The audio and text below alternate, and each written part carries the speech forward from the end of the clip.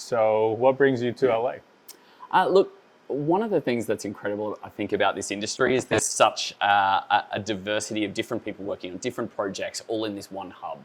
And so one of the things I like to do is get back here as many times as I possibly can. Yeah. There is a project that I'm working on that I can sort of use as an excuse as much as anything else, but most of the time throughout each part of the year, I'm just trying to find an excuse, going, all right, when is the best time to get over and actually catch up with everyone again, find out what's going on, because as you know, this space changes all of the time. Yes. And so it's very hard to do that remotely all of the time. And so getting in, talking to people on the ground, getting boots on the ground makes a huge difference. So I recommend it.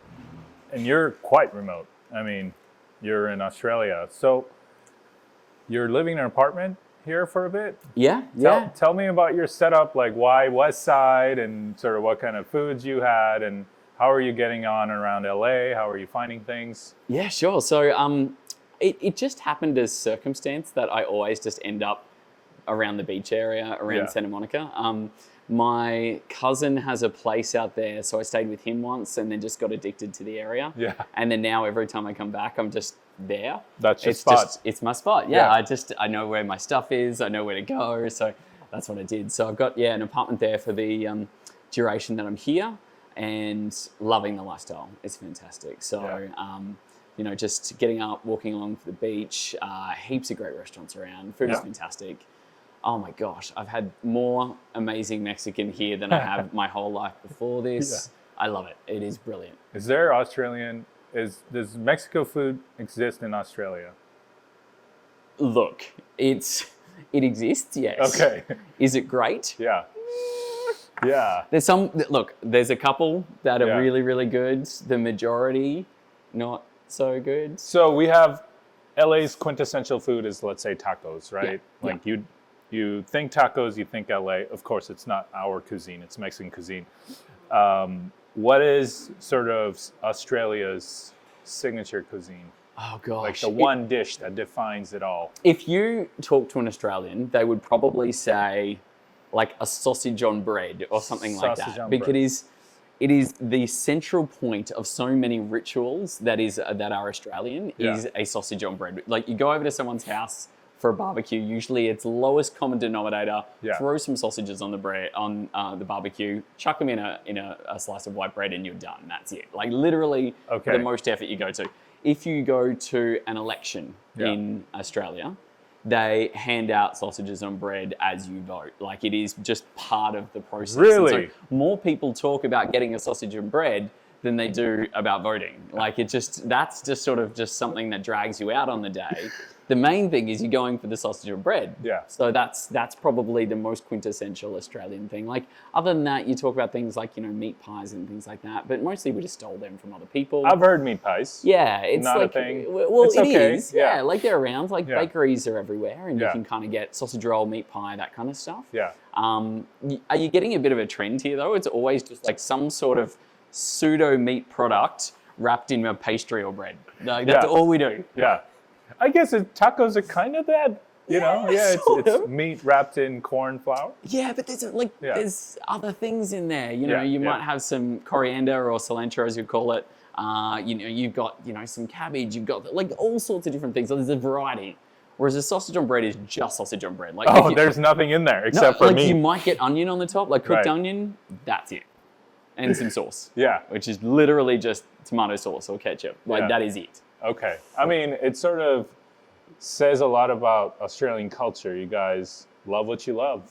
We don't mess around. Don't mess around. It's like, just give me meat, give it to me on bread. Yep. No airs, no graces. I'm good. I just want the bare basics. I don't want to have a plate. I don't want to have a fork. I don't want to make a mess of myself. It's just all wrapped up there, ready to go. Excellent. And then, before we get, LA is a big burger town. Did you know that? I'm starting to realize. So In-N-Out was born not too far from here, and I think McDonald's was born here as well. Have you seen the founder? Yes, I have. Yeah, so that first McDonald's store is just a little bit east of here. Ooh. And then Taco Bell, also born here. Yep. The reason for that, digging into history a little bit, is because this was the first major city that was car-based. Right after World War II, the National Freeway Act, LA had the most number of cars. We still do. That does not surprise me. Right. So restaurateurs had to figure out a drive-through model for their business. And so basically any type of drive-through business you can think of was probably more or less based here. That does not surprise me at all. I was coming in on the train and saw drive-through pharmacies and things like that. Yes. Do not exist in Australia in any way, shape or form. Like we love a good drive-through. We do tend to drive everywhere as well. Yeah. Like, so we have that in common. And we have lots of open spaces in which to drive. Yes. Yeah. Like we certainly don't have anything like the 405. Yeah. So there's no you traffic don't want jam like that. anything like the 405. Don't want to import that. Yeah. But the drive-through mentality, I Yeah. think, sort of corresponds in both places. But the burgers I've had here have been fantastic as well. Yeah, so there's some smaller spots, I think, Father's Office and the Apple Pan. There's like these boutique burger spots that are just phenomenal. I guess any major city you go to, you're going to get some amazing burgers if you look around. Can I tell you a secret, though? Sure. I don't love In-N-Out. I thought I would love it. Like, everyone talked about it and raved about it, and there was pop-up stores in Australia. And I was like, yeah, it's okay. Yeah, there's a It's YouTuber I follow. Ish. He's Australian. His name is Andy Cooks. Okay. And he said the same thing. Yeah. So it's probably how you're ordering it. Oh. How was your order? I just pointed to something on the menu and said, can I please have that? Is that not what you do? That's not what you do. There's a menu. I just assumed you There pointed to is something a on the menu. secret menu. Oh, no. It's not on paper. You just sort of know about it. My In-N-Out order, and this is going to obviously cause a lot of turmoil. Okay. Because everybody has theirs, is double, animal style, no pickles, hot peppers. You see all those things that I just named? I'll go through them. Yeah, please do. Okay. So double is what you point at the menu. It's 2 patties and 2 slabs of cheese. Yep, cool. And then in a menu, it'll come with lettuce, tomato, onion, raw onion. Yep. And then their secret dressing. Okay. Yep. Okay. So you take that and you go animal style. So they delete the raw onion. Yep. And they make this, and it's insane that they make this for thousands of burgers.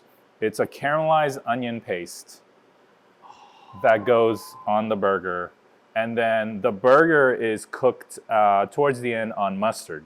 Uh-huh. So it has a spicy, like burnt flavor. Into the burger. They put so the mustard they'll onto like the thing and then cook it some more. Brush it with some mustard and then cook it again.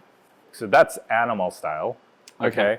And then I take out the pickles because they tend to be just a little loose and sloppy. Yep. And then I add in hot peppers, which are these chopped pickled peppers. Yep. So it's spicy. Yep. And that already sounds infinitely better. Yeah. So you know what? Maybe we'll do In-N-Out before you go. Okay. So In-N-Out just refers to whether you're in on the secret or out of the secret. Now that you mention it. Oh gosh. Okay. Fair enough. Because I would have looked like a complete rube going in there, just going, oh yeah, I'll just have that one as it comes. Yeah. I'm just going, wait, that's it? One of our guys used to work at In-N-Out. Oh, really? Yeah, so you can ask him all about. I want all the secrets. Fascinating company. It's still family held, privately owned. Mm-hmm. Their whole motto is they'll never freeze the meat. Ah, okay. So that means the shipping routes only go so far from the source of the meat, which means they can only venture out so far outside of a given region. So for the longest time, from like I think the 50s on, till about the early 2000s, it was mostly a California chain because their shipping routes just couldn't do it logistically. And recently they've expanded a little bit west, so they're in Texas now. Okay. And I think they've hit a couple of East Coast spots. Yep. So that's huge for them. Yeah. Okay. And they have paid their staff really well.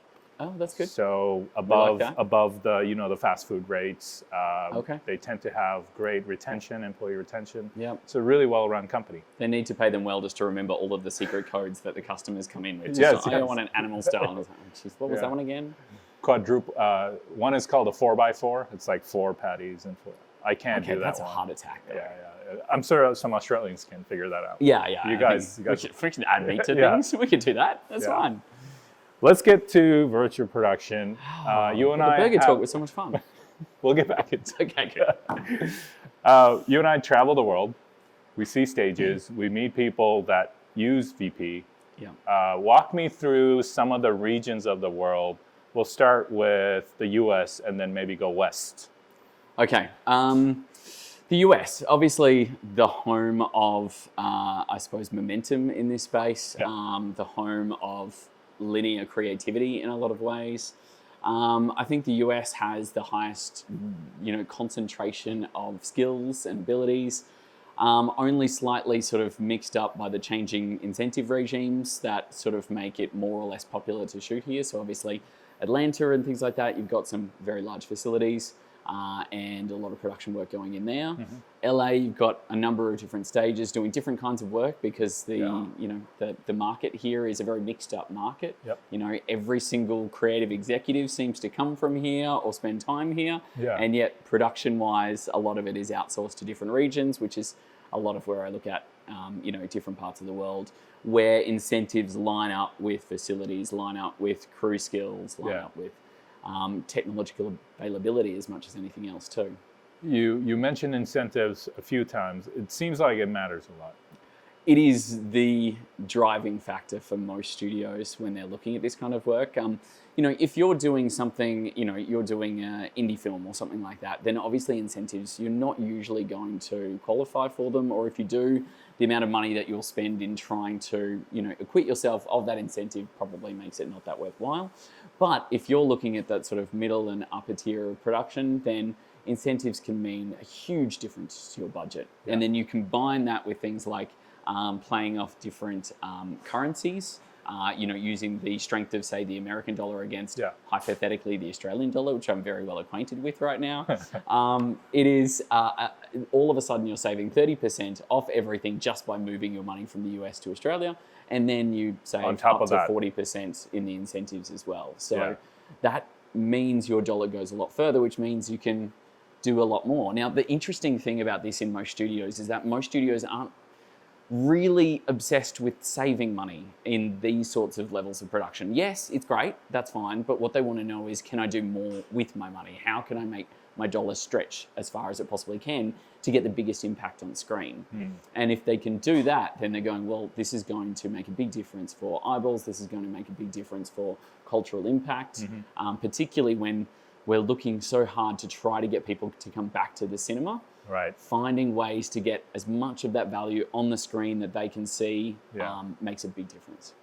Yeah, I 100% agree with why incentives matter. I guess I didn't see it through that lens. The way I see it is, I guess, much like a business you're trying to run. And, the media and entertainment business is nothing like the energy business or the fintech business, right? It's okay.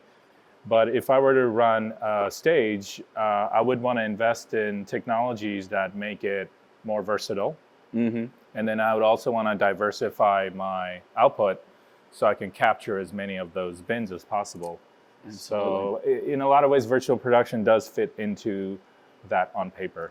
Absolutely. Like, I think this is one of the really interesting reckonings that's been happening in the virtual production space, because at the start, the headline was all, this is an incredibly expensive process and it's really, really expensive, but look what it does. We put $100 million into this volume and oh my God, look at this, look what it does. This is fantastic. And it did do that and it was fantastic. But also the message that most people got was, I don't have $100 million.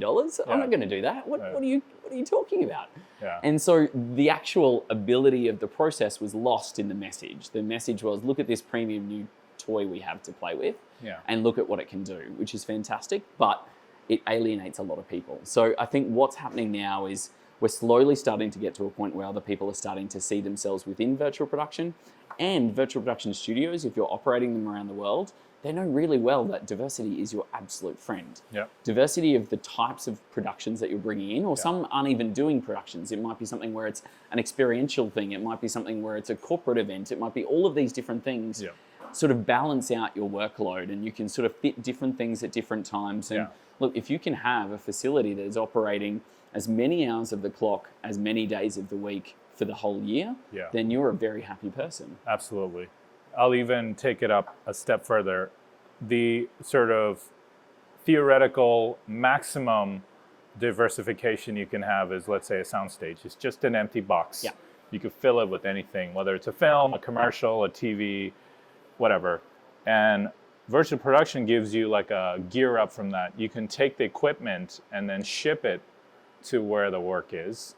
So now you're doing concert touring or whatever, a live activation, you're doing upfronts or whatever have you. So now not only are you diversifying what's in the box, but outside the box as well. Yep. Yeah. It's no surprise that people that were incredibly good at live events were the ones that were incredibly good at virtual production. Yeah. Because so many of the skills and so many of the technological abilities are exactly the same. Yeah. And so those are the people and those are the companies like Disguise that really thrived early on within virtual production, because pushing content to pixels is exactly what virtual production is about. And that's exactly what live events has become, over time. Yeah. And so realistically, when we go see a very large concert, you're seeing a very, very large volume that is playing content for a crowd, and just with a different way of expressing it. Yeah. Although if you look at something like Taylor Swift's concert tour of film, it's, that's essentially a really big virtual production in a way. Because totally. those screens are the hero of that. Taylor's great. Yeah. Amazing. But the screens are certainly playing a role. It's melting the two worlds. Yeah. Before I joined Disguise, I wasn't sure what the live events world really even was, right? Yeah. I mean, I've gone to concerts and, never really looked at the technology. Yeah. I was like, yeah, it just works. It's cool. I was really there for the artists or the music. Or the drinks. And the really expensive drinks. And the $50 T-shirts, of course. And the Ticketmaster fees. Okay, I get ahead of myself. Now, a couple of years in and finding out, really driving into who drives the big film productions and who operated that set on that new Netflix show or who did this. It's all live events people. Every single time. It's like, because they're the people that can get in, Yeah. get it up, get it working, and then get out. And that's a skill. Particularly, you still look at the same skill set being available within the virtual production space. We're looking now at, it feels like we're moving towards sort of 50-50 between pop-up and standing volume. Maybe that's sort of still shifting, we'll see. So there'll be certain volumes in certain areas where it makes sense, they can churn people through, and a standing volume of some sort of rough shape and configuration works. Yeah. And then for every other situation, then pop-up makes sense. And the people that are really good at popping something up like that, when you're talking about getting a wall built incredibly quickly, knowing and understanding the rigging process to make sure it's done safely, getting the systems done, getting the cabling done in a way that it's safe, that it's secure, that it's going to work, and no one's going to trip over a cable and the whole thing goes down. That's a very specific skill set. Very specific skill set. Right. And luckily, there are a lot of people that are great at that because of the fact that there's so many amazing concerts and touring events going around now that exercise that muscle day in, day out. The silver lining to all this is live events is a hard life. As you know, you're traveling a lot, and it's not the type of travel that's enjoyable. Oh no! And it tends to wear on you after a while. So a lot of what I'm seeing now is, as you sort of come around the age curve a little bit, you've done live events for 20 years. That's a long time. It's a lot of miles. You want to get into film and TV because in a lot of ways it's doing what you're doing, but way more control, way more relaxed, less traveling. And so I think the VP 2.0, like the next generation of filmmakers, are going to be sort of powered by a lot of the ex-live events people that are just ready to take this on. Absolutely. I think a lot of them got a taste of it during COVID when there wasn't live events. And I think a lot of them will probably come back to that memory as going, oh, that was a really good sort of solid, stable lifestyle. Now that the production industry is coming back up and probably the heights of the getting back on the road is sort of just tapering off a little. Let's just make this a recruitment call for all live events people. If you'd like to come into the virtual production industry, talk to us. Yes. And then the other thing is the big rental houses. And when I say rental houses, I mean, I know you know this, just going to say it. It's these large companies that have incredible amounts of capital in the form of hardware as well as other things that could move things around the world. So LED tiles or servers or rigs and trusses or people. Yeah. And they make their money by renting stuff out. Yeah. And it's a really damn good business model. It is. I'll say one of the best business models in media and entertainment. Well, the thing is, doesn't matter what you're putting on the screens. It doesn't matter what you're trying to do. Like you're not working with the fickle audience demands. Yeah. You're the one that's going in and setting the ground for that. And so that's the safest place you could possibly be. Yeah. But look, the skill set involved in doing that, it's like the logistics of moving across borders and tax codes, yeah, shipping restrictions, corrupt government officials sometimes. Like there's so much complexity into thinking something that's simple. It's really not. Yeah. And these guys are really good at it. Exactly. Like it is a whole entire magical witchcraft of its own. So I know you have TDC in Australia. That's one of those big houses. In LA, we have Fuse, PRG. Yeah. In the East Coast, we have Four Wall. I could think of a couple of others around the world, but there's only a handful. Yeah, exactly. You know, there's CT is one that's, you know, all around the place. We have that in Australia as well, or Big Picture is another one of their subsidiaries. That's it. Wuha is another big up-and-coming group in Australia as well. But again, I think the interesting thing that I've been talking to a lot of them recently, just, you know, working out exactly where the kind of building blocks for virtual productions are, and it lives in these kinds of houses as much as it does within sound stages around the world. And a lot of them are talking about the growth in corporate events being tremendous. The amount of money and polish that corporations want to put into holding a big live event that brings all of their customers together and gets their leaders up on stage in a way that helps to illuminate their brand and create understanding. The budgets on those and the production values of those, we're not just sort of talking about one guy with a PowerPoint anymore. We're talking about like full stage action, lights, like the whole kit and caboodle. It's incredible. And so that's one of the interesting trends of sort of seeing, you know, we talk as virtual production as being filmmaking, you know, it's film and it's TV, but then there's all these different areas that we sort of neglect sometimes around that. Obviously there's sort of the next stage down there, which is sort of advertising and different forms of linear content. And then you've got live events and you've got corporate events and you've got education and you've got all of these different areas that are all using the same gear in slightly different ways to create slightly different content. And it's really fascinating because the skill sets are actually not as different as you would think. They're not. I think the only difference is experience.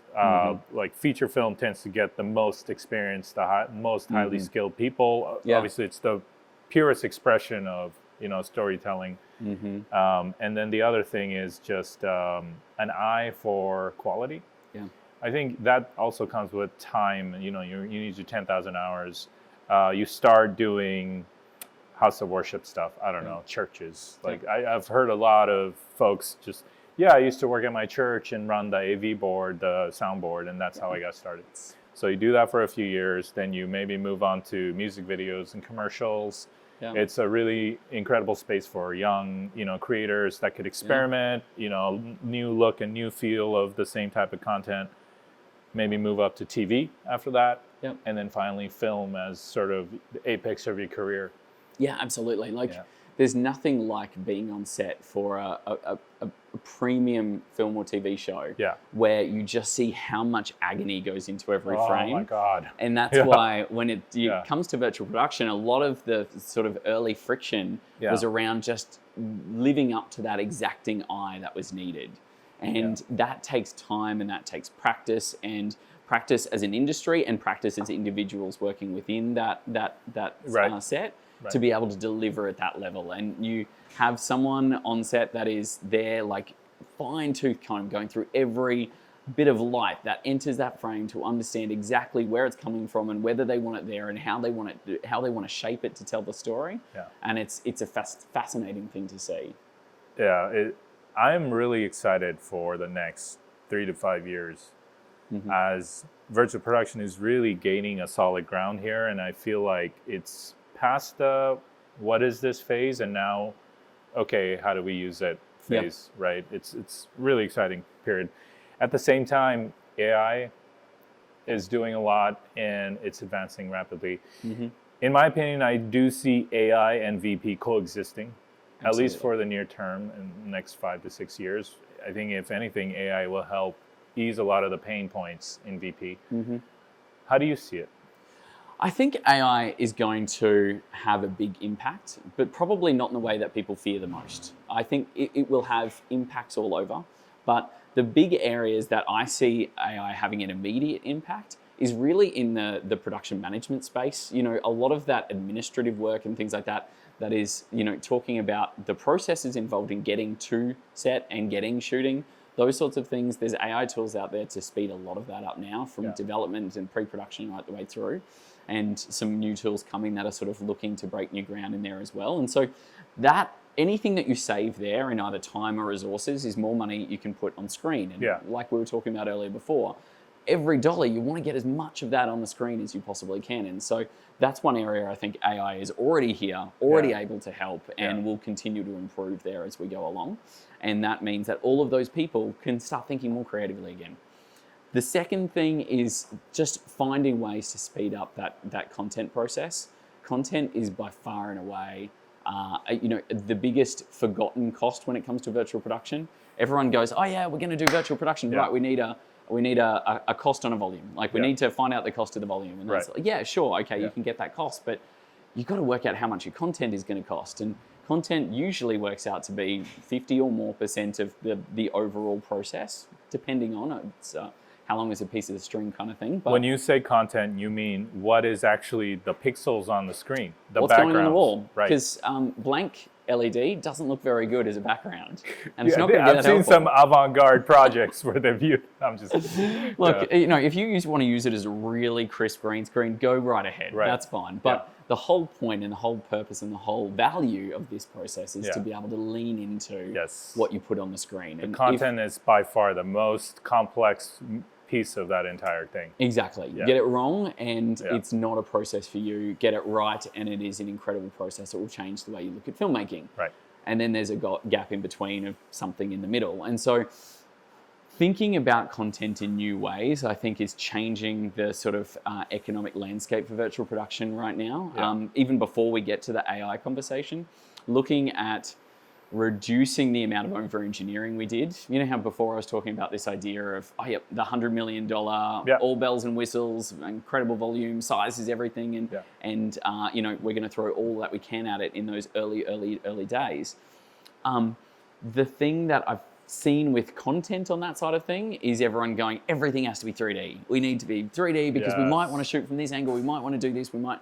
And look, sometimes that's true. Sometimes a scene absolutely should and has to be 3D, but make that call scene to scene, because there is a lot that can be done in a much faster, much more efficient way using 2 or 2.5D that will save you, again, a lot of money, so that for those scenes where 3D matters, you're putting the money into them and you have that budget available. I think use like sharpen that knife when it's needed, right? 3D is an expensive tool. Use it for those shots that really matter, but do it right. Yeah. And then when it doesn't matter, then maybe, you know, step down to a 2D plate, 2.5D plate. We just, I don't know if you got to see Space Rider, the short film we made. Yeah. And we shot it end of 22. And at the time, you know, it was still too early for Stable Diffusion and some of the AI tools. Yeah. And we made it entirely in Unreal. So we built 10 different Unreal Engine scenes, and it was a lot of fun. So I even jumped in and I was doing it. I don't know if it was used, but it was definitely used. Some other artist came in and don't ask, just assume it was used. It was used. And I remember the sheer effort in building 10 different environments. You know, fast forward to today, if we were to reshoot that again, I would absolutely, you know, be a little bit more diverse about what kind of content I put up on that wall. Absolutely. It's one of those things where the early days when people would come to me and talk about, I've got this script and this is what I'm thinking, they, in their heads, if you talk to them, they'd be like, oh yeah, pretty much all has to be 3D, and then I might be able to get away with 1 or 2 2D things, usually a driving plate here or there or something like that. Yeah. And then that was the expectation. Whereas now that expectation is starting to shift, and certainly we're helping to push them in that direction, because again, everything that brings the cost of virtual production down, and we're not talking about cheapening the process, we're talking about using it effectively and efficiently. Yes. Being clever about how we use virtual production. Because one, if you're doing 2D, there's a lot less technically that can go wrong, a lot less stuffing around, a lot less time. Right. But it also means that you're saving that money for when 3D really matters. And I think that's that's a key factor in this area, I think. Or that money savings goes into physical production, right? Yeah. So then your set build is just a little bit better. Yeah, you You're got a bit of time hiring to a better finish that DP, blend. Yeah, you know, exactly. things like that. It all works out. Like this Yeah. is, when we talk about these productions, we're talking about, say, $100 million business that spins up just to create this one piece of work and then dissolves. Yeah. And so anything you can do to make the pointy edge of that spear go right into the heart of the screen and make sure it's all appears on there in the frame, that's what you want to do. That's where you want your value to be. And I think in the early days, when not many people knew about the process and what was involved, a lot of the time filmmakers would go to people that are working in a content area and say, okay, here's my script, what do you think? And they didn't necessarily have the knowledge or time, and there wasn't necessarily independent people to be able to sort of call it for what it was. And so a lot of the time, I think the default was to push towards 3D when it didn't have to be. Absolutely. Speaking of 3D, what are your thoughts on how the VFX world is sort of shifting and manipulating and changing as VP evolves, and how do you see those two things coexisting or maybe even not?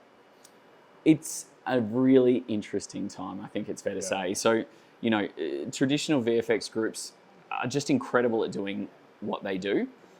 Virtual production and real-time design and 3D design, that's a very different skill set. Yeah. With a lot of similarities in the middle. You know, you're creating assets and those assets are being expressed in a certain way using certain software to be able to create an end result, you know, in the most simple form possible. And so the interesting thing is there's a lot of similarities, but then a lot of differences. Yeah. How do they sit within the same business? Some people are doing it incredibly well. Some people started doing it badly and are getting a lot better. Mm-hmm. And then some people, that mesh just isn't quite happening yet or working really effectively. And I think it's as much about a culture thing. Like I come back to this time and time and time again. So much of this area is not a technology problem, it's a people problem. Yeah, absolutely. And I mean, without sort of naming any names, give me some examples and some of the friction that you've come across. Okay, so one of the areas is always around that sort of tricky thing of optimization. Yeah. So the amount of times that I've been around projects that have used visual effects houses that create this beautiful scene. It is incredible. It is stunning. It is everything you want it to be. There's incredible lighting and all that sort of stuff. And they put it on the wall and it's running at 2 frames a second. And you just go, well, this is not functional. Even though it's beautiful, it's not functional. And so there's that tension, and optimization is an incredible skill in and of itself. Getting a scene running. Highly technical skill. Exactly. And there's constant trade-offs and constant knowledge of what the filmmaker wants, what the engine can do. It changes with every release, and so it's a really complex art. And I think that was probably one area where the rubber hit the road in most visual effects houses, where they go, right, we got this pipeline that's geared up towards giving us these incredibly detailed assets because because it's post-rendered and that's fine. And then we're going to try and wedge them into a real-time pipeline when, yes, we know we're going to have to, bring that down a bit and decrease the level of detail and whatnot. We know that, but you're building twice, and building twice is expensive. So here's something that I think you'll be fascinated with. I recently chatted with somebody who is working on a rendering update for some of the traditional DCC tools, like Maya, Houdini, Cinema 4D, like the stuff that VFX houses use, and getting that ready for VP. So I think you'll have access to all the tools in the future. So of course, you're going to have Unreal just getting better, more photoreal, right? Marketplace assets will get better as well. Yep. It has to, because Unreal is building the metaverse, and the metaverse is going to be amazing. They have already built the metaverse. It's just going to get better. Yeah. At the same time, you have the traditional VFX houses that I think at this point, everybody in VFX is aware that their tools are maybe inefficient, right? So something that takes 2 hours to render on a frame, maybe that could be an hour or maybe 30 minutes. Yep. So you have both of these sort of coming in from 2 angles, and where it meets is a lot of the traditional DCC tools will have game engine-like features and capabilities, but will still retain the workflow and the tool complexity and all the control that the artists need. Yeah. That's the one thing I can say in that area is that I think the way that we do virtual production in 5 years' time is going to be very different than Yeah. now. Yeah. I think we're going to have a lot of different tools at our disposal to achieve different things on the wall. Yeah. I think we're going to have the ability to create content for a lot less money Yes. when we want to. Or if we put the same amount of money into it, we will get a result that is far and away a different level of detail and clarity and finesse than we can get now.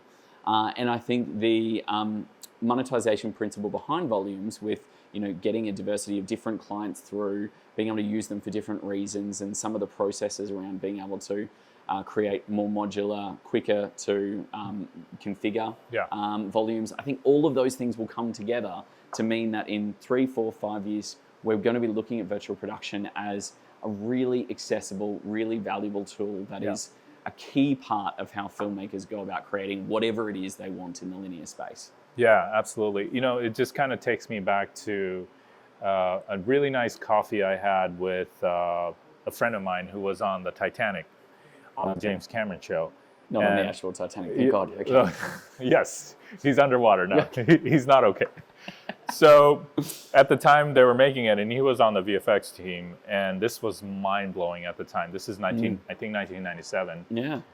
You and I were in high school, probably. Yeah. And we're like, we're not watching a movie. This is it. You know, like some of these people were working, you know, at these times where all of these processes are so much more difficult. Yes, and they were doing it. I mean, they were sort of spearheading as this is all happening around them.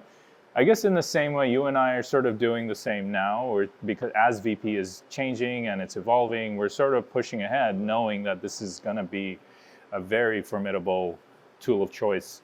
And anyway, he tells me, like, James Cameron wanted VFX water, photorealistic water for this one shot. And somebody was like, what? Water? We don't use VFX for water. We use VFX for space movies and like things that don't exist, but water, you can just shoot water. Yeah.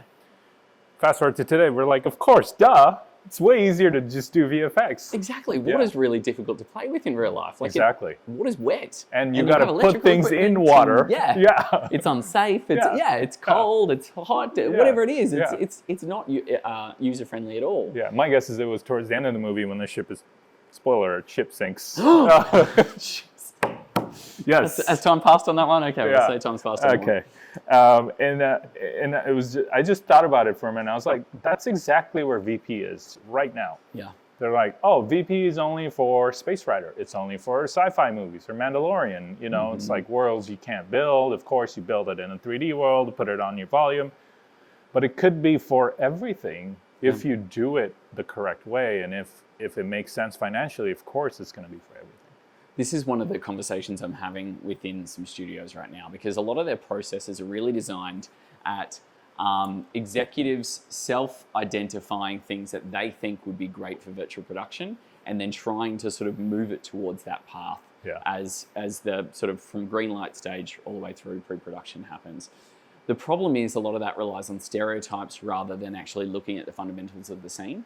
And so what you end up with is the stereotypes continue going through virtual production, which is great, sure, that's fantastic. It's probably what we'd call the low-hanging fruit. Yeah. But the real value in virtual production is where it starts, you know, having, assisting people on every type of genre and every type of film and TV show. That, I think, is incredibly valuable. Yeah. Or even just in that situation where you've got a TV show that you're returning to same locations season after season after season, pushing it down that path, even if in season 1 it doesn't pay off, by season 2, 3, 4. This is absolutely the part that I would love to impress upon anyone that's, you know, got a script or they're in a studio situation where there is a process for identifying virtual production ready concepts, is to actually look more broadly and not think stereotypically. Think about what it could be valuable for from an economic point of view, from a style point of view, from a you know, actors awareness point of view. Something that, you know, eye lines are really important. We saw Masters of the Air just recently. The ability for those pilots in those cockpits to be able to follow planes as they zoom past. It's critical. By the way, in a what show a like that. great show. Yeah. And I was always looking, as I was watching, I was like, which shot is VP? And obviously the ones, you know, with the window and the like the obvious ones, and it didn't look like it was virtual production. Yeah. Which was the win. Yeah, absolutely. Yeah. I think in those sorts of situations, even if they're doing it in those sort of situations, if they're doing a little bit for visual and then they're doing active reflections throughout the whole thing, right? Just the value of having that really well-timed eye line, having the pilots in that moment, yes, is worth its weight in gold. Yeah. And then you add on those other benefits on top of that. Yeah. So no matter what the kind of the calculus is, we really need to think more broadly about what is VP ready or applicable and what isn't. Yes, I agree. I mean, just talking about our in and out chat earlier. So I'm picturing, let's say there is a TV episode that happens on an in and out parking lot, and this couple maybe falls in love with the secret recipe, and they talk about what's in the burger. Okay. Terrible creative. But look, that's what I came up with. I'm here for it. Okay, and we're going to go to in and out later, and then we're going to talk about it. Okay, done. So in that instance, there's probably some shots from the parking lot in the car that could easily happen in a VP stage. Yep. So you scan the in and out location, or you photo it, whatever. You bring it in through a NERF or through even just a video plate or 2.5D. Yep. And so what you're doing is you're minimizing the time you need for on-location shooting. So maybe it goes from a 5-day close down and in. Good luck closing down an in and out for 5 days. That's it. How much does that cost? Right. Just that. Yeah. Like, let's talk about that. Not anything else. Yeah. If you're shutting down an in and out for 5 days to shoot out the front. Yes. And that's assuming we can shoot for the majority of the day. What if we need a certain lighting condition at that in and out? That's You're it. shutting it down in peak times. That's lost revenue for that in and out that you have to pay for.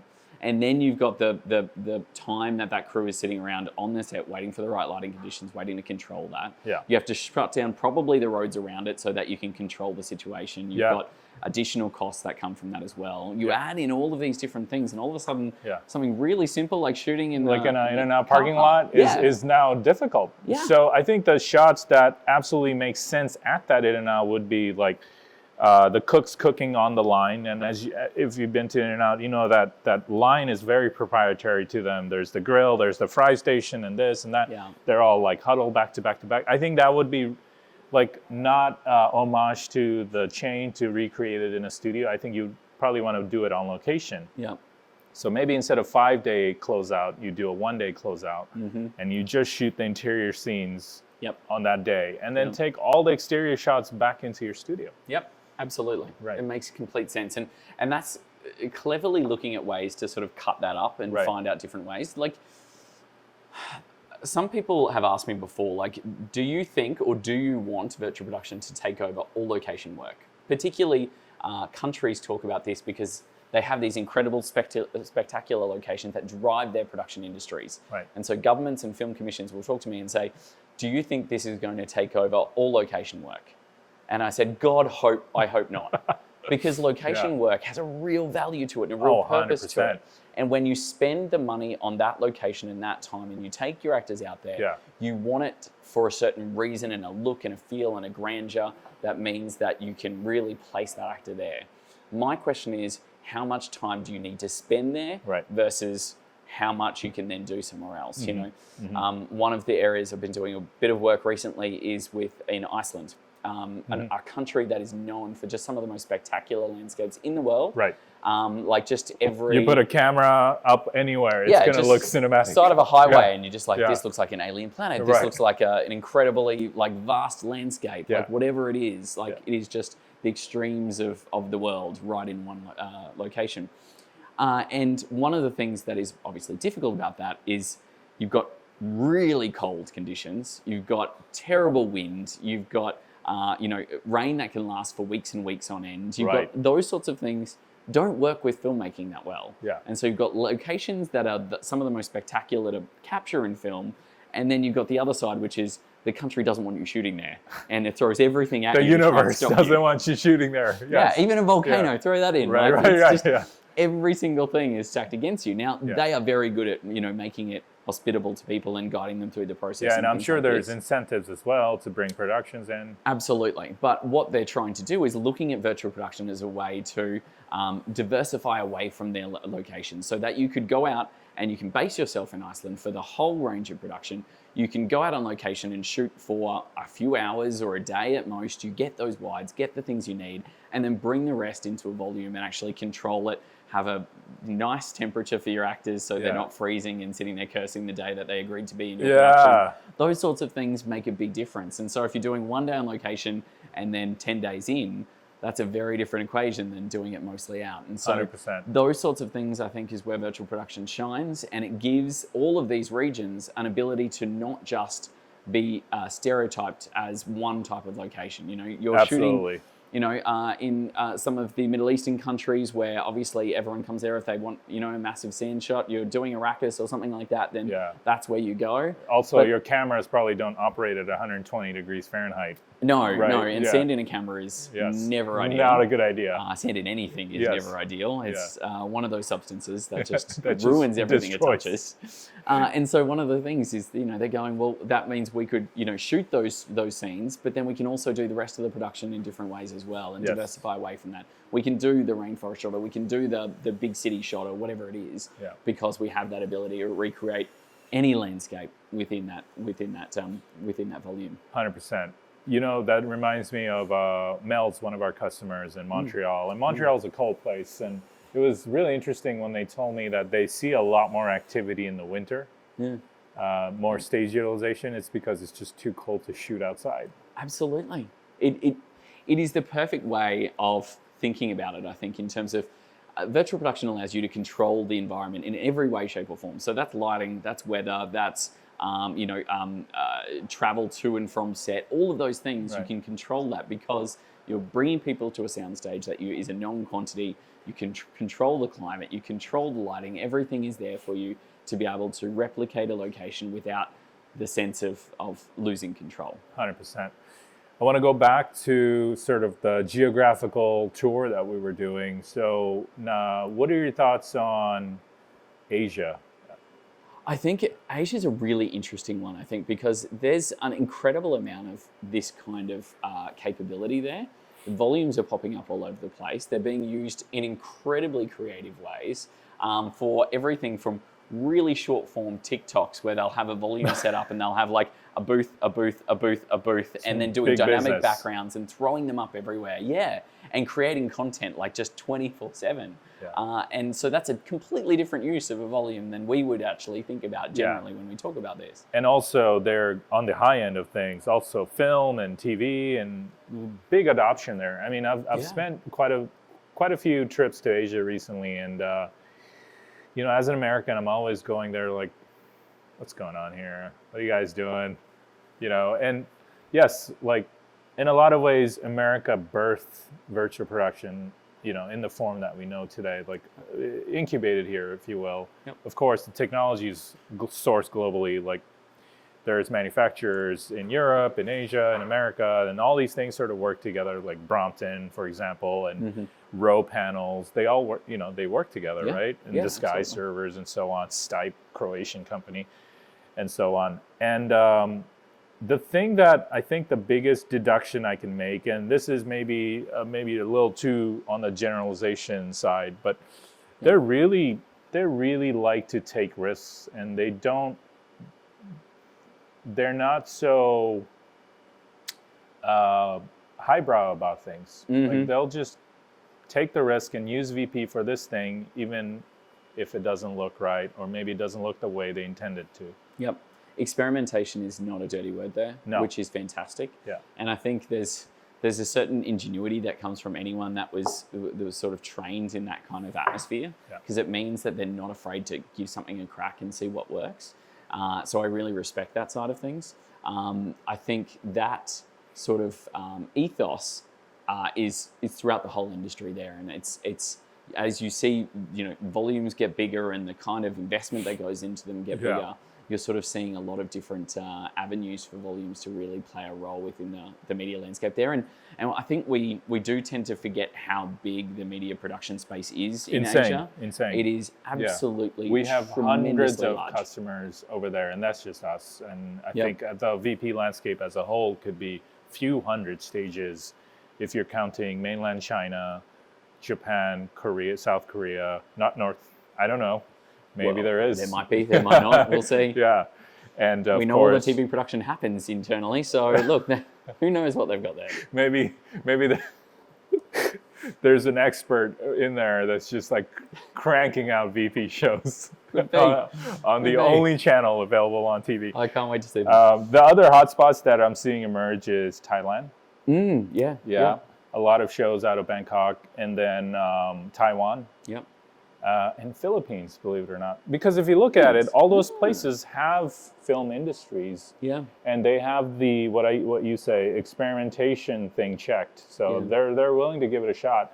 And so in a lot of ways, we incubated this here, and I feel like it's going to grow there. Yeah. And then it's going to come back around globally as it grows. Yeah, I think you're sort of seeing in some of those areas that sort of mix of like the filmmaking style of VP and the broadcast style of VP. They're sort of different in a way. They're using basically the same technologies most of the time, but they merge them together in different ways, and they bring in different contractors here and there, and there's a different certain like a process and workflow and a kind of person that usually is working on setting them up. Yeah. But it's those kind of areas, often you see this really nice mix in between. Absolutely. Where it's kind of like they're really using it for its advantages. They're throwing away things that don't work effectively. They're pivoting their stage regularly. Those sorts of things, I think, are hallmarks of that whole Southeast Asian region. Right, that culture, And the other thing that is quite like a cool thing to observe was no matter which stage you go to around the world, I was visiting a couple of stages in London, and obviously a couple here in New York, LA, and then Asia, and it's always more or less the same sort of 20, 30 things that you see. You see RE cameras or Red cameras, you see Aoto, RAW, you see a Brompton, you see Disguise, you see N-Display, you see Unreal, and it's like, there's only a handful of tools that could do this. So no matter who you are doing virtual production on the planet, you and I are going to speak the same language when it comes to getting this stuff to work and getting this stuff to make things. Goes back to what we were saying earlier about live events. There is a global touring force that happens with concert touring and film and TV, but there's only a handful of people that run that stuff. Yeah. Right? And there's a handful of companies that have the inventory and the rental gear, and then there is a handful of manufacturers that make that stuff. Yep. It's fascinating when you think about it, isn't it? That we've been in this rapid stage of growth and experimentation and adoption of virtual production, and yet despite all of that, the sort of brand names that you're used to seeing as a part of these component lists for these volumes has stayed remarkably consistent over that time. And I think the great thing that I've seen is that a lot of those component manufacturers, and Disguise is one of them, is not resting on their laurels in any way, shape, or form. No one is just going, okay, we won this, so let's just job well done. No one's doing that because they know that there is a lot of change that's going to happen. The demands are always increasing and changing.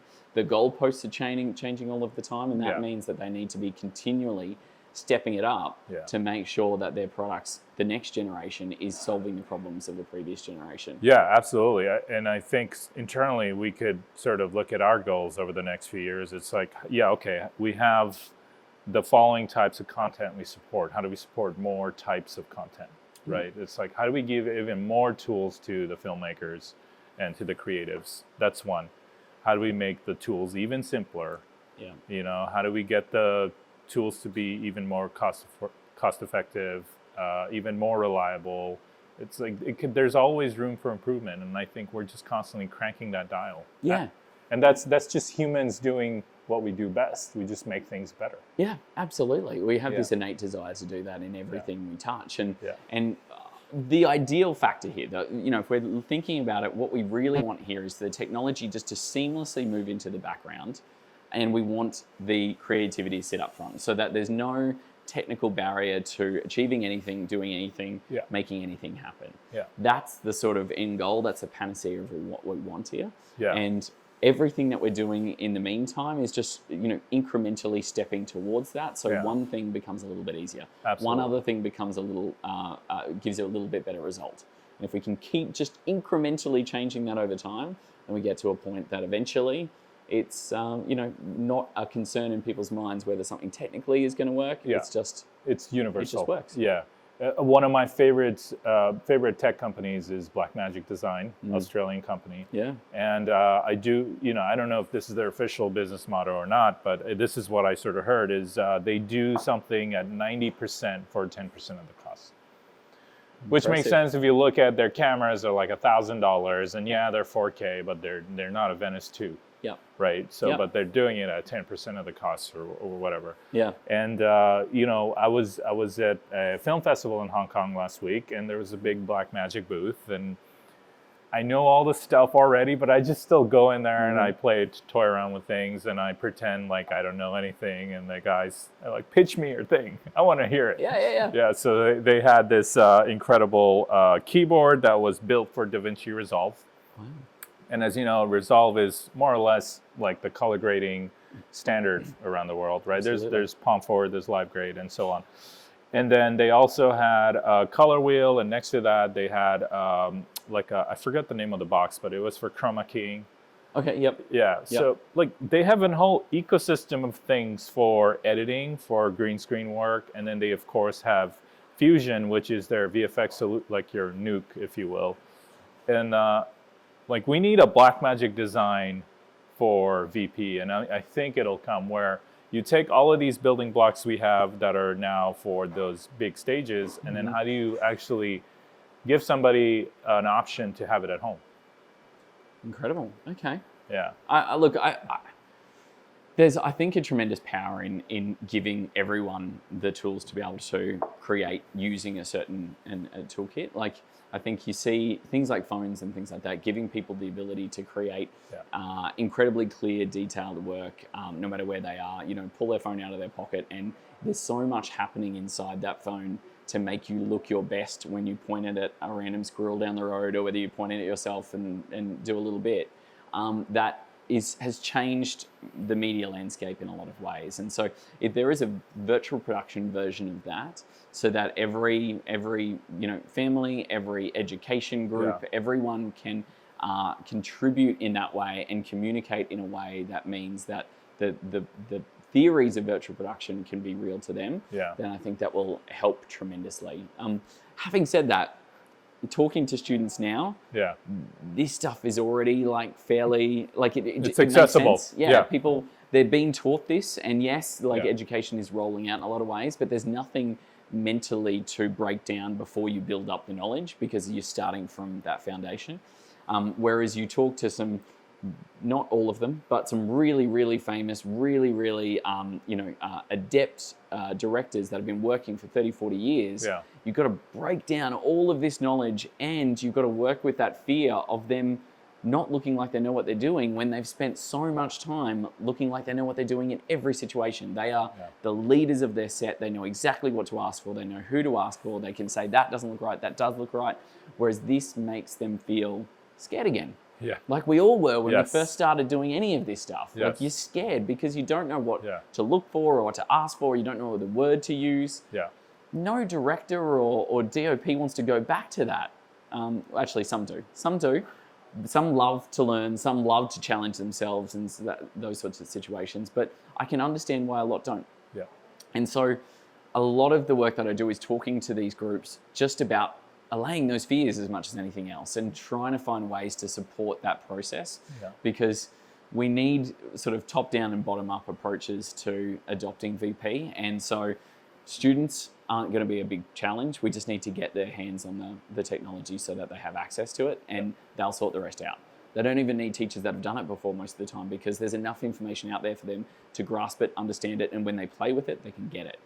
Whereas top-down is a tricky one, and it takes a lot of conversations, it takes a lot of time, but we're going to get some incredible results out of that too. Also, careers are on the line, right? So if you're a DP that's been doing feature film for 30 years, it's hard for you to just turn on this new thing and try to, experiment with it. Yeah. And if that next film is not a success, then maybe it's the technology, maybe it's not you, right? So there's a lot of variables involved. That's why I do think that, the future of VP is maybe less the establishment, if you will, and more the upcoming. Yeah. So I think, you know, it always goes back to like one of the best stories is George Lucas in 1979. Like he was an indie filmmaker with limited budget, and they made these model sort of spacecraft, and they did this on a shoot. Like it was incredible. Like the making of Star Wars, I think, is more incredible than the movie itself. Yeah. Right. Yep. Just how much they were able to accomplish on screen for what they did. Mm-hmm. And where is the George Lucas today? Like I'm guessing that person is looking at a VP to bring some of their ideas to life. I know some directors that have just started teaching themselves UE, like have just started teaching themselves real-time tools, because what they've sort of said to me is that, okay, I can sort of pre-make my film in here and do a proof of concept of basically the whole film and just see what it feels like. And I've got my hands on the tools, I can control it, I can play around with exactly where everything goes, and then I can communicate to all of my craftspeople what my vision is. Yeah. It's not just a script, it's not just instructions, it's not just me having conversations here and there. I've got a blueprint to show them. And so if I can learn this tool, it means that I can make sure that everyone else knows their role from here on out. They know exactly what we're trying to deliver, and everything from there is a value add. Yeah. Those people polish, they refine. We're not having conversations about just the bare bones of, okay, where are we putting this, how are we framing this, what are we doing? Everyone knows that. Everyone knows what the movie's going to look like. What we're doing is creating it in real life and adding polish at every step. Yeah, just making it better. Exactly. Just making it as good as you can make it. And you talk to those directors that are thinking in that way, and you go, oh my gosh, you are going to have so much power because you can create something before greenlight stage that shows exactly what your film is going to look like and gives people the exact concept of either what they're funding or what they're creating after